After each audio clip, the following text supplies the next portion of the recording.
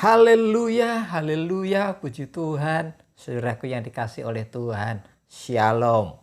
Damai sejahtera Tuhan menjadi bagian saudara. Juga doa dan harapanku, saudara tetap ada dalam pemeliharaan Tuhan. Mari bersama-sama kita menikmati nutrisi kehidupan. Supaya kita juga bersama-sama bertumbuh di hadapan Tuhan. Tetap sehat di hadapan Tuhan dalam kerohanian kita.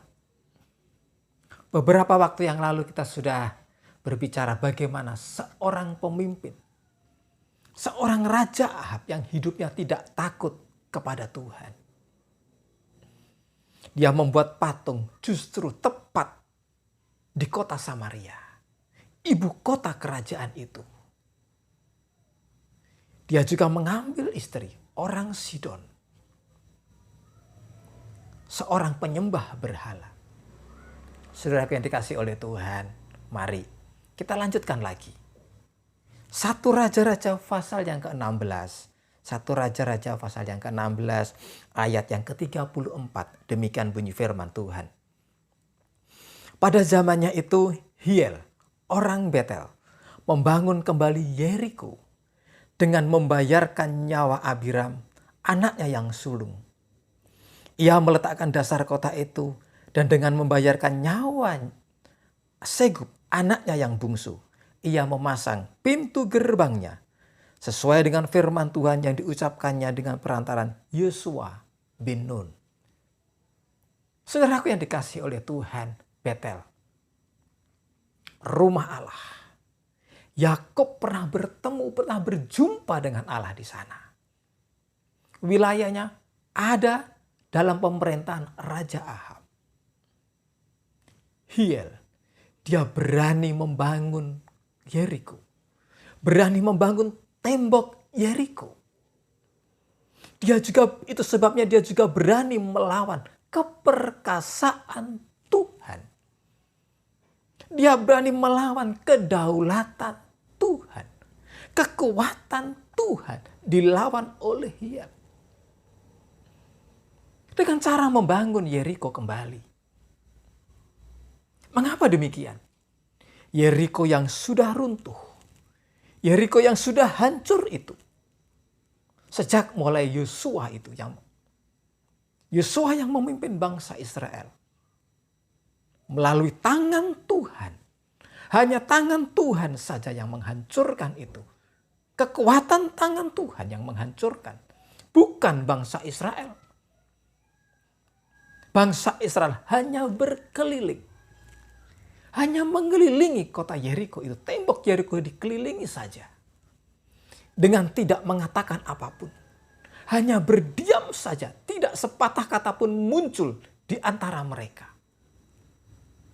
Yang berbunyi hanya nafiri. Yang terdengar hanya derap kaki barisan. Yang pada akhirnya tangan Tuhanlah, tangan keperkasaan Tuhan itu menghancurkan tembok Yeriko. Sehingga dengan runtuhnya tembok itu, turun demi turun temurun, mereka bisa melihat bahwa tangan Tuhan, orang-orang yang mampu melihat itu, kejadian itu, sampai dengan runtuhnya tembok itu, mereka mampu melihat tangan Tuhanlah yang berkuasa. Namun apa yang jadi dengan Hiel ini? Justru dia membangun kembali Yeriko. Membangun kembali tembok Yeriko. Berani melawan kekuatan tangan Tuhan yang perkasa itu. Apa yang diakibatkan? Anak 2 nyawa melayang. Harus menjadi korban dan mati di sana. Saudaraku yang dikasih oleh Tuhan, kembali saya katakan. Hiel membangun. Anaknya menjadi korban. Orang yang melawan kekuatan Tuhan. Melawan kedaulatan Tuhan. Melawan tangan Tuhan yang perkasa. Sudah tidak punya hati nurani. Sudah tidak punya lagi akal yang sehat. Mampu mengorbankan anaknya sendiri. darah dagingnya sendiri. Saudaraku yang dikasihi oleh Tuhan, bagaimana hati seorang ayah semacam ini? Hati orang tua yang semacam ini, bagaimana menurut saudara? Begitu kejam. Tidak ada hati nurani yang sehat kembali.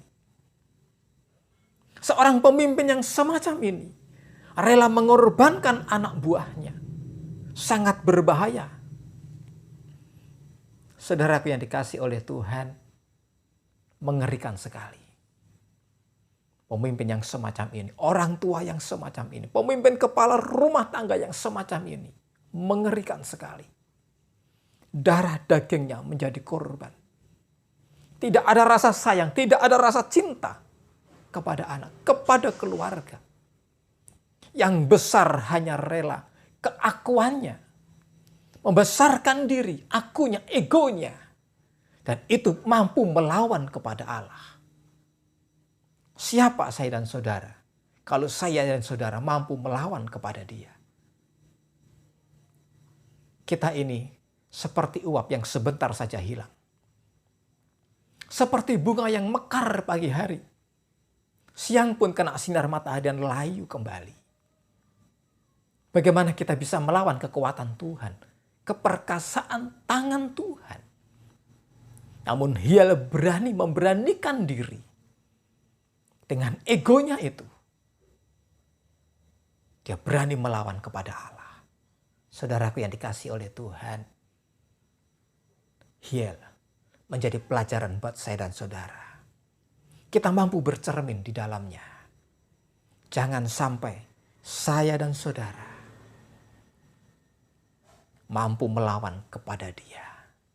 Jangan sampai kita melawan, kita harus takut, kita tunduk kepada Dia. Kita hormati Dia. Itulah Yahweh, itulah Yesus, itulah Tuhan kita. Saudaraku yang dikasihi oleh Tuhan, apapun bentuknya. Kalau sudah Tuhan peringatkan kepada saya dan saudara, itulah peringatan yang baik buat saya dan saudara. Untuk kita tunduk, untuk kita taat. Jangan sampai kita melawan kekuatan Tuhan. Saudaraku yang dikasihi oleh Tuhan, oleh sebab itu, jangan tinggalkan Dia. Ikut sertakan Dia dalam kehidupan saya dan saudara. Apapun aktivitas saya dan saudara. Jangan tinggalkan Dia. Dia yang mampu memimpin kehidupan saya dan saudara. Sudah dikasihi oleh Tuhan. Selamat beraktivitas. Tuhan Yesus baik buat saudara. Dia Immanuel buat saudara. Dia pun menjadi bagian dalam kehidupanku. Haleluya. Amin.